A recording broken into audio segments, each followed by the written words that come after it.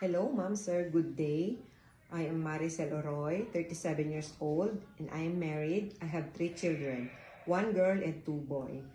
My working experience was, I was work in Kingdom of Saudi Arabia as a hospital cleaner for 2 years, finished contract. Then I go to Macau as a domestic helper. I take care of my sir and my madam and the newborn baby, and they have another baby.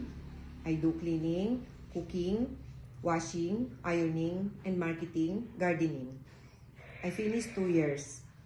Then I go back again to Kingdom of Saudi Arabia as a DH. I take care of 8 adults people. I do cleaning, ironing, washing, marketing, and gardening, and also cooking. I finished 3 years contract. I am